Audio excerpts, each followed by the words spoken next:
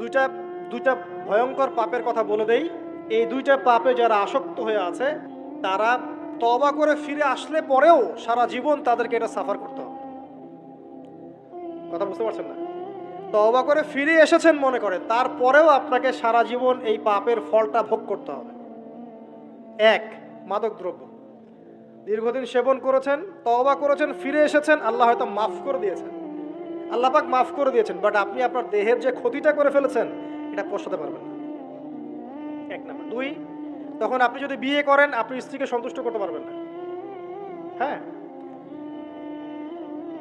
দুই নাম্বার হচ্ছে এই যে গোপনে যুবকরা যে পাপটা করে, মাস্টারবেশন, যেটাকে আমরা বলি হস্তমৈথুন, এই পাপ যেসব যুবকরা করছে বা করে, এবং অ্যাভেলেবেল এই পাপটা সবাই করে, কারণ এখন পর্নের যুগ, পর্ন দেখলে তো আর কোনো উপায় নাই, তখন তো এই পথেই যেতে হচ্ছে, নিজের উপরে নিজেকে জুলুম করতে হচ্ছে। যারা হস্তমৈথুন অভ্যস্ত হয়ে গেছে এরা যদি তওবা করে ফিরেও আসে, শরীরের যে ক্ষতিটা হয়েছে এটা পূরণ হবে না কখনো। এখানে আপনার দেহের ক্ষতি, আপনার মস্তিষ্কের ক্ষতি, আপনার পরিবারের ক্ষতি, এমন আপনি যদি পরবর্তীতে গিয়ে পরিবার গঠন করতে চান আপনি সুখী পরিবারও গঠন করতে পারবেন না, কারণ ভিতর থেকে আপনি নিজেকে শেষ করে ফেলেছেন। গোপন পাপে লিপ্ত হবেন না, আপনি যৌবনকে ধরে রাখেন, ইনশাল্লাহ দেখবেন আপনি সারা জীবন এনজয় করতে পারবেন ইনশাল্লাহ। কিন্তু যদি এখন নিজেকে শেষ করে ফেলেন, এখন নিজেকে শেষ করে ফেললে আপনি বিয়ে করলে পরেও দেখবেন আপনি পস্তাচ্ছেন। ওই যে কলিকাতা হারবালে যেতে হবে, তখন মডার্ন হারবালে দৌড় দিতে হবে। আর সব হারবাল টারবাল খেয়ে লাভ হয় না। কারণ কি? কারণ আল্লাহ প্রদত্ত যে নেয়ামত সেটা আপনি নষ্ট করে ফেলেছেন, এখন এইটা আর আপনি ক্ষতিপূরণ দিতে পারবেন না। অতএব জীবনটাকে সিরিয়াসলি নেন। দেখেন, আমার মতো বয়সে, আমার চেয়ে প্রায় 10 বছর বয়স আগেই তারেক বিন জিয়াদ স্পেন জয় করেছিল। আমার যে বয়স এখন চলছে 30 পার হয়ে গেছে, এর চেয়ে আরও প্রায় 10 বছর আগে মোহাম্মদ বিন কাসিম এই সিন্ধু জয় করেছিল। এখন যে ইসলাম আপনি ভোগ করছেন এটা তাদের ফল, তাদের এই জিহাদের ফল। তো এখন আমাদের এই যে 20 বছর 30 বছরের যুব সমাজের দিকে তাকায় দেখেন, একবার তাকায় দেখেন, চেহারাগুলো একটু দেখেন, চেহারা দেখেন, এক একটা চেহারা দেখেন, চেহারায় নূর নাই, নষ্ট হয়ে গেছে, নামাজ নাই, চোখগুলো বসে যাচ্ছে, কারণ সারা রাত জেগে থাকছে। ওই যে টিকটক টিকটক টিকটক সারা রাত, হ্যাঁ সারা রাত ফোনে, সারা রাত গল্প গুজব। রাত্রেবেলা দেখবেন, রাত্রেবেলা শহর যেন জীবিত হচ্ছে, রাত্রেবেলা ক্যারাম খেলে, রাত্রে লুডো খেলে, রাত্রে এটা করে, রাত্রে সে, সারাদিন ঘুম, সারাটা দিন ঘুম। আপনি কি জানেন সারা রাত কে জেগে থাকে, সারাদিন কে, সারা রাত কে ঘুমায় আর সারা দিন কে জেগে থাকে? সারা রাত জেগে থাকে কুকুর এবং সারাদিন ঘুমায় কুকুর। আর দেখবেন আপনি বিড়ালকে দেখবেন, ও কিন্তু রাত্রে ঘুম এবং দিনের বেলা সে অ্যাক্টিভ।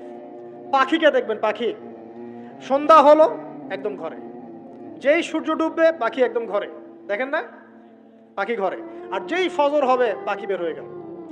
আর আল্লাহ রাসূল সাল্লাল্লাহু আলাইহি ওয়াসাল্লাম হয়তো বা এই কারণেই, আল্লাহ ভালো জানেন, তিনি বলেছেন এমন কিছু মানুষ জান্নাতে যাবে যাদের মনটা হবে পাখির মতো। সুবহানাল্লাহ। দেখেন পাখি কি করে, একদম সন্ধ্যা হলো ঘরে ঢুকে গেল, যেই ফজর হবে একদম ফজরের আগে আগে সে বের হয়ে গেল। তো পাখির মতো হওয়ার চেষ্টা করে, পাখির মতো লাইফস্টাইলে আসে এবং সে সারাদিন পরিশ্রম করে রিজিকের জন্য, করে না?